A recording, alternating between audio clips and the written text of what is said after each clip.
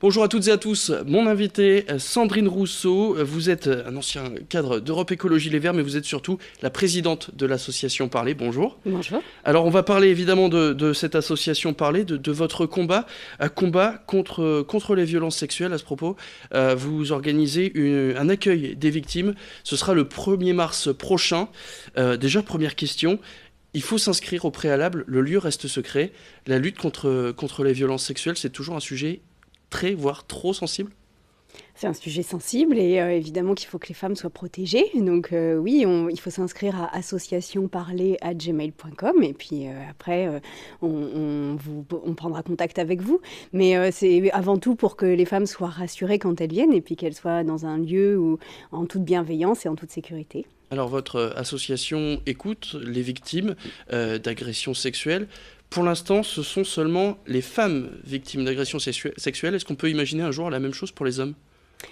Oui, alors pour l'instant, ce sont les femmes victimes d'agressions, de harcèlement et de viol. Un jour, je ne m'interdis pas du tout d'ouvrir un groupe pour les hommes, parce qu'il y a des hommes qui sont victimes aussi, et particulièrement dans l'enfance. Le problème, c'est qu'aujourd'hui, on ne peut pas mélanger les groupes, donc il faudrait 2 organisations en parallèle, en quelque sorte. Et donc, voilà, on va d'abord consolider pour les femmes, mais je vous promets que je réfléchis vraiment fortement au fait d'ouvrir pour les hommes, parce que j'ai beaucoup de demandes aussi. Alors on en revient évidemment à cette libération de la parole dont vous êtes une des leaders, une des chefs de file. On revient sur votre page Twitter. Vous avez noté que vous parlez de maturité en manière de lutte contre les violences sexuelles. Est-ce que vous pouvez expliquer ce que c'est la maturation de cette lutte ?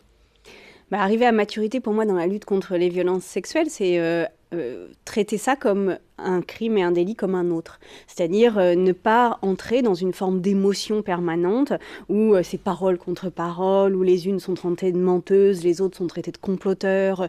Et donc, il faut arriver à établir les mêmes règles qu'en cas de détournement d'argent, qu'en cas de vol, de cambriolage et de crime. Voilà. C'est-à-dire que ce sont les mêmes règles. Et si on a des règles qui s'appliquent notamment, par exemple, dans le milieu politique, eh bien, il faut qu'elles s'appliquent quel que soit le crime et le délit de la même manière. Et à cette condition-là, alors on sortira d'une espèce de peur des femmes de parler et d'une difficulté à parler sereinement de ces sujets parce qu'ils méritent d'en parler sereinement. Et pour l'instant, on a l'impression que dès qu'on en parle, on perd tout sens de la rationalité. Enfin, certains en tous les cas et certaines. Alors, c'est ce que vous dites, forcément, ça fait écho à l'actualité. Je pense notamment à 2 ministres, à Nicolas Hulot, mais surtout à Gérald Darmanin, qui, lui, s'est félicité justement de la libération de cette parole sexuelle. Vous me disiez tout à l'heure, mais tout le monde s'en félicite au final. Oui, tout le monde s'en félicite, mais après, il faut aussi engager ça dans des actions et lutter au long cours pour que réellement ça diminue. Et donc, c'est aussi ce qu'on attend du gouvernement, c'est qu'il lutte vraiment contre ça. Alors, Marlène Schiappa est très engagée, et ça, là-dessus, il n'y a vraiment pas de doute. Après, je trouve que pour l'instant, il manque un peu de moyens et de dispositifs très concrets. Ceci étant, je sais aussi qu'ils y travaillent. Et quant à ce qui concerne directement les accusations contre Gérald Darmanin, je pense qu'il faut qu'on applique exactement les mêmes règles que sur tous les autres délits et crimes. Et voilà, là, en l'occurrence, il y a 2 plaintes qui ont été déposées. Il y en a une qui a été classée sans suite. Il y a la deuxième qui est encore en instruction. Alors, wait and see, attendons et voyons. Mais par contre, si la plainte est instruite, alors je pense qu'il faudra à ce moment-là prendre des mesures parce que c'est comme n'importe quelle autre infraction en fait. Donc wait and see, on attend et on verra.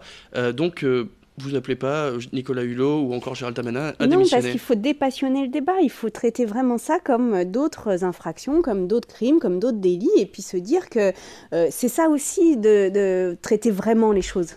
Parce que tant qu'on est dans une espèce de surenchère de paroles, de surenchère d'émotions, de choses, eh bien, on n'arrive pas à regarder ce problème en face. Or là, il faut le traiter, et pour le traiter, il faut le regarder en face, et donc il faut des règles. Voilà. Et ça, la justice en a. À mon avis, elles sont perfectibles, largement, parce que les règles de la justice à mon sens, ne sont pas encore satisfaisantes. Donc, on travaille pour les faire évoluer. On fait en sorte que les femmes déposent plainte. On fait en sorte que ces plaintes soient instruites. Et puis après, il faudra que les règles s'appliquent pour tout le monde, pour les femmes comme pour les hommes. Justement, vous parliez des mesures à l'État qui ne sont pas assez fortes à votre goût. Qu'est-ce que le gouvernement pourrait faire, mis à part donc augmenter ce qui devait être subvention ? Je pense que donner des moyens à la justice, par exemple, ce serait vraiment un signe qui serait très fort parce que la justice est encombrée, on le sait. Là, il y a eu une augmentation du nombre de plaintes pour violences sexuelles et il faut que ces plaintes soient instruites. Et pour qu'elles soient instruites, il faut que la justice ait vraiment les moyens d'avancer, qu'on ne laisse pas les femmes 2, 3, 5 ans, 10 ans sans procès. Enfin, il faut aussi leur permettre de sortir de ça. Et là, vraiment, ça demande des moyens humains, ça demande aussi des moyens de formation du personnel judiciaire, du premier échelon jusqu'au dernier échelon. Et puis, ça demande aussi des moyens dans l'éducation nationale de développer tout ce qui est formation de lutte contre les violences dès la cour de récréation et dès la maternelle, dès la plus petite enfance. C'est-à-dire qu'il ne faut pas que les garçons aient des gestes déplacés ou qu'on leur signifie tout de suite que c'est pas possible. Et puis voilà, après, il n'y aura plus de problème. Cette augmentation du nombre de plaintes, est-ce qu'elle est due à la libération de la parole ou aux hausses justement des violences ?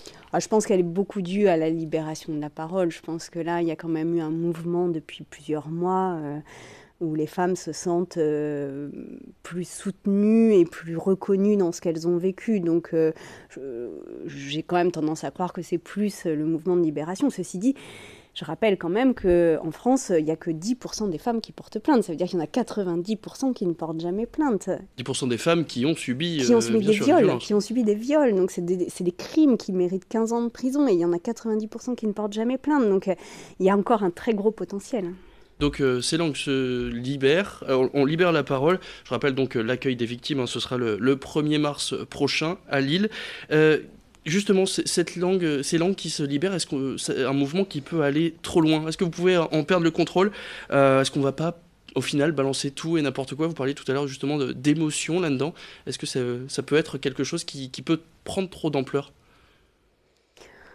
On a vu par exemple Caroline Dehaze qui dit un homme sur 3 est un agresseur. Oui, non, mais ça, moi je pense pas du tout qu'un homme sur 2 ou sur 3 non, mais est c'est un la agresseur. libération de la parole, ça peut être. Non, mais dans tout mouvement de société, il y a des moments où il y a forcément un peu d'excès, un peu de retour en arrière, un peu de crispation, voilà. Mais c'est un mouvement qui s'inscrit quand même sur le long terme en fait. Et puis je pense surtout qu'il s'appuie sur un ras-le-bol des femmes. Si les femmes ne veulent plus subir ça, donc inéluctablement, on y arrivera.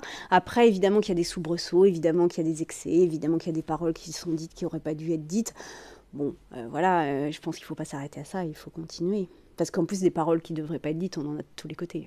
Eh bien, merci beaucoup. Donc, pour continuer justement à libérer la parole, l'association Parler dont vous en êtes la présidente, Sandrine Rousseau, et l'accueil des victimes, ce sera donc le 1er mars. Et inscrivez-vous sur le site internet associationparler@gmail.com. Merci beaucoup Sandrine Rousseau, restez avec nous, l'info continue. Merci.